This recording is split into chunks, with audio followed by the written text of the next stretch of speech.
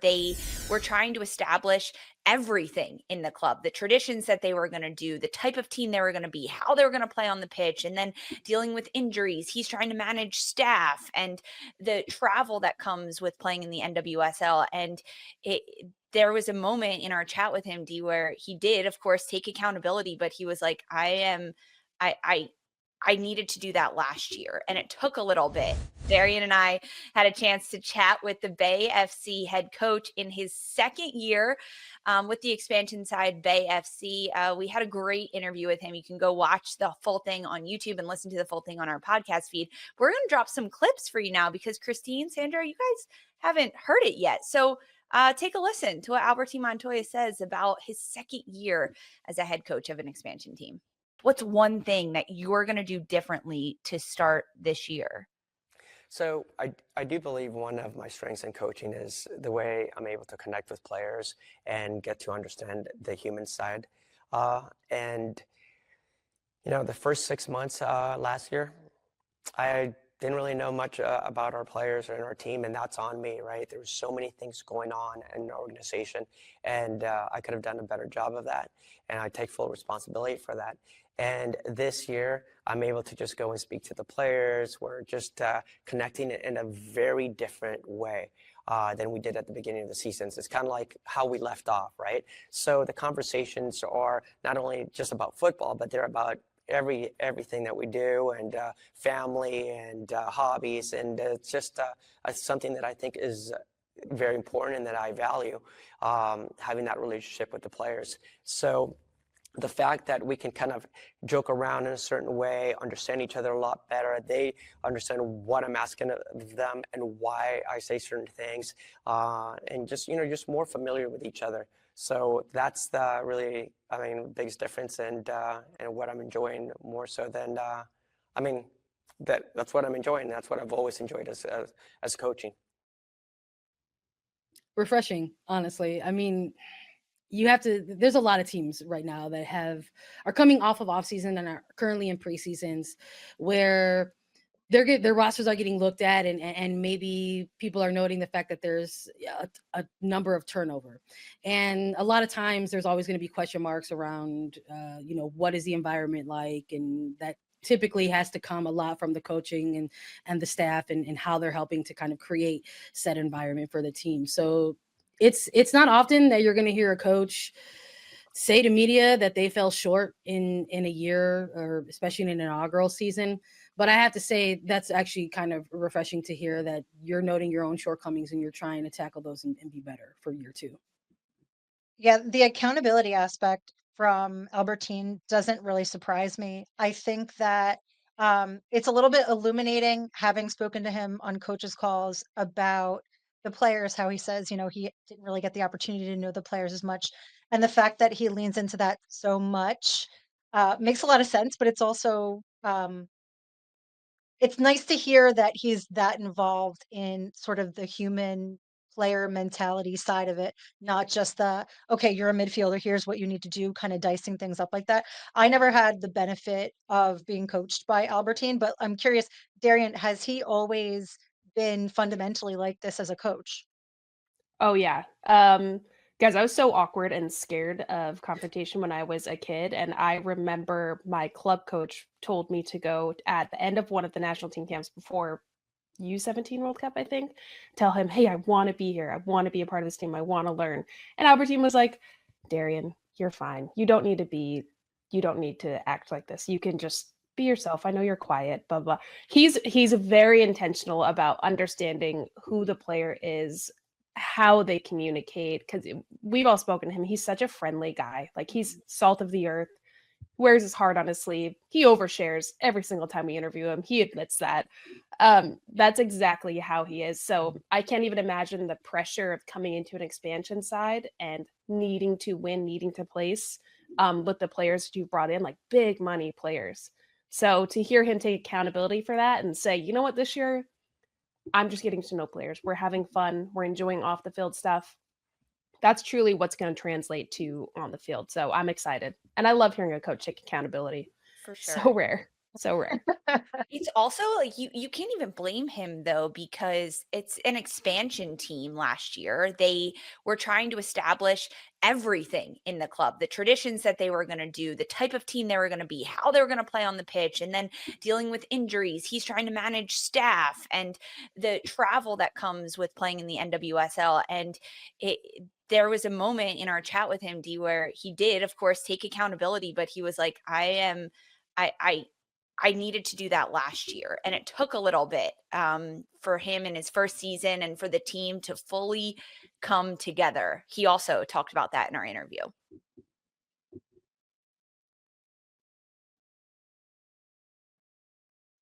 I think we have another. Albertine, was there a moment last year? You alluded to after the summer break where things just started to gel a little bit more. But is there a particular either training session or game that we watched where you were like, this is it? This is what we've been working for. This is what Bay FC is. Actually, as bizarre as it may sound, it was the first half against Barcelona. So yes, they weren't playing all their starters, but we played what was our starting lineup. And I said, look, let's just go at them. We've got nothing to prove here. Let's just go at them. Let's attack. Let's press them up high. They're not used to getting pressed, right? I mean, it's Barcelona. Everyone kind of sits back, and let's just go at them. And we had a great game against them in that first half. And everyone just felt it, and our players were talking about it at halftime. We were talking about it after the game. And then in the second half, we made changes. We let all of our players play. We let our rookies kind of experience it. And it wasn't until later in the game where they got some of those goals. But that first half, our football against arguably the best team in the world was actually pretty impressive in front of our home fans. So there was just something that clicked. And during that summer break, it allows us to do different types of training sessions, things that I like to concentrate on a little bit more. And I felt like I was being myself, and our coaching staff was being themselves and able to do things a little different. I've always said some of our training sessions and the way we go about doing things can be a little bit different. And they accepted that, and it just clicked. But it's that Barcelona game. I go back to it. They started really believing in themselves, and then that win at Portland, because that was not long after that. Huge. That win at Portland, the way we played, and then from there on, we just started believing. You go into a team that's been so successful in this league and a franchise that's known to be as one of the best, and go to their home stadium and have the success that we did. Just kind of that laid down, just that framework, and it was that was those two games I think were the biggest difference for us. We're back, and I have thoughts. Yes. Listen, I love that he mentions the summer as a turning point for Bay, because when you go back and look at their schedule, the evidence is there. It's not that I was surprised. I'm pleasantly surprised to hear him mention that Barcelona game specifically, because it happened so much later in the summer. We're talking like end of August, and I would argue that some of their turning point happened even maybe a little bit earlier in the summer. Like I think of that Wrigley Field game that they had against Chicago, which was early June, and they ended up stealing one in such a kind of really high stakes environment in terms of a historic venue and a historic record setting attendance. But then you look at where they go throughout their summer, and they sort of cap it off with this game against Barcelona, which I think is notable, especially because they were a team that were a little bit active in that summer transfer window. So it's almost like they hit a little bit of a reset button in a number of different ways, whether that was in results on the pitch or players rotating in and out. So I'm very curious to sort of see how they build off of that. I mean, obviously they're going into this season as a playoff team. They fell short against the Spirit in that opening round of the playoffs. So is there enough here on that to build off of that sort of second half momentum to ride out through an entire year in 2025?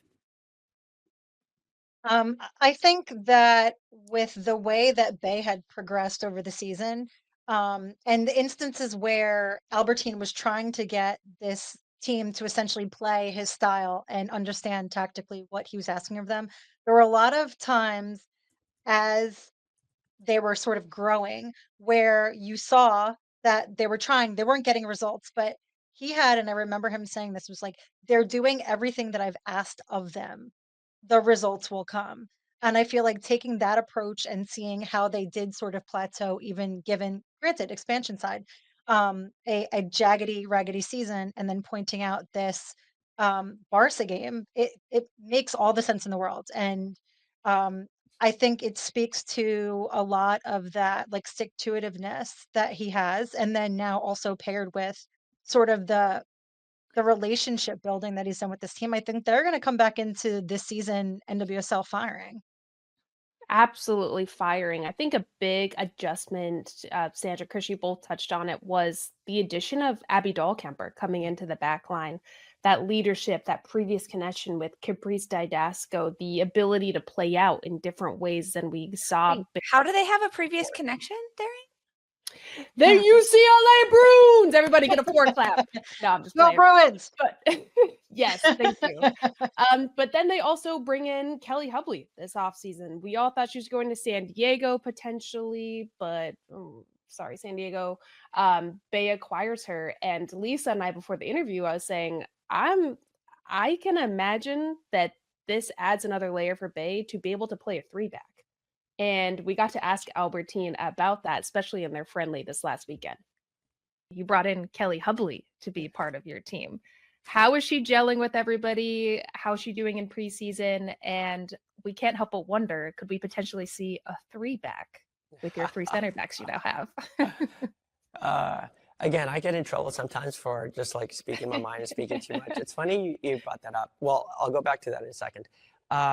Kelly Hubley, you should have that conversation with her and ask her how she's doing and if she's enjoying it, because from what we've seen and the conversations that I've had with her, she's been pleasantly surprised. Remember, I mean, we're an expansion team. I don't think she was expecting to see the level of organization that we have and the support and the way we have come together as a team. So she's enjoying her time with us, and I'm really happy and excited to have her with our team. And going back to the 3-back, I am considering playing a 3-back against San Diego this weekend, because I was thinking about that last night, going over the formations, and I'm like, well, with what we have, and we're experimenting on a few things. Joelle Anderson, she's been doing really well as left center back as well. She's a natural left-footed, so I'm like, okay, Joelle on the left side, Kelly on the right side, Abby in the middle. That could be a pretty good option. That might be interesting. So I'm actually looking into it for Saturday's game. So we will see. But this year, news dropping here. This year we'll experiment a little bit more with different lineups as well. The first year was just kind of getting the base, simple 4-3-3 on how we were going to play it. We went into a 3-5-2 just a couple times, but this year we're looking forward to just tweaking the lineup a little bit, from time to time, depending on who we're playing and if it's needed. I love it. How many times did we say or hear last year for Bay, all gas, no brakes, all gas, no brakes. Let's go. And there were moments where they wanted to get there, but there was like a hitch in their giddy up, and for some reason they just couldn't really get going. So you have to wonder if maybe finally having that first year where, for some folks looking at it, expansion side, maybe they overachieved a little bit by breaking through to the playoffs in the first year. Making these defensive moves could lead to that sort of all gas, no brakes attack. Because sometimes when you want to have that and you maybe want to play out the back, or you want to make sure that you have all hands on deck in terms of getting up the pitch, you have to make sure that your back is actually capable of doing those things, or that you're confident in their ability to connect those passes. So not only did they, I think, get a player in Abby Dahlkemper who can help kind of solidify those things, but going out and getting Kelly Hubley, I want to make sure whoever can get credit for that, because I'm pretty sure someone on the show, I think it might have been UD, said that of the free agents, maybe they should go out and get a Kelly Hubley. And they went out and they did that. And that's going to, I think, add layers to that attack. And you don't think that a defensive move is going to maybe lead to that. But I think for Bay FC, it could. And I love to hear that they're trying it out already in preseason, because this is why these preseason fixtures are so important. It's the time to try stuff. You absolutely have to try it. So good to hear that they're doing it. I loved the shout of the 3-back-2 and bringing in another really strong veteran center back who's proven in this league to be somebody that you can build a back line around, and you have Del Kemper and you have Caprice Didasco. But looking at Bay last year, there was so many times where we saw Kundananji having to track all the way into her own 18 to defend. Everyone on their attack, Tess Bodie having to be into the 18 to defend, as opposed to being able to maybe sit in sort of a mid to high pressing position where if they do regain the ball, or possession is switched over, they actually have the ability to attack, and they're in a better position, a more gratuitous position to go at a back line. And I don't think we were able to get the best out of some of those players, some of their attacking players, because they were so focused on defending and having to track back. Then when you finally get the ball, you're so low on the pitch that it's at a disadvantage to you. So bringing in those defensive reinforcements, I think, is going to suit their attack even more, because now you can let those players cook. We can see Rachel Kundananji swagging out on the ball, taunting players, going 1v1. Hopefully see more of a connection form between her and Oshawa, Tess Bodie, and just look more effective in the attack. I think we saw so much of the potential the latter half of the season, and hopefully they pick up where they left off at the start of this one. It is completely possible that we see that with Bay FC, because we did this interview last week ahead of their Coachella Invitational friendly this past weekend against San Diego, and he rolled out with Joelle Anderson as the left center back, Abby Dahlkemper as the central center back, and Kelly Hubley as the right center back in a 3-5-2 formation. We could see, I think, formational fluidity from Bay FC heading into 2025, which would elevate their game entirely to the fact that they could be a title contender or a postseason depth team. They made the postseason in their first season. We did a poll on YouTube to see what you people think, because you fans, you know it all. You do. Thank you. 64% of you say that Bay is going to make the playoffs again in their second season. Only 21% say they're not getting past the regular season. 7% say it'll be a deep run, with 7% saying that they are going to win the title. You 7% winning the title. I love that. I know Albertin Montoya would love to hear that as well.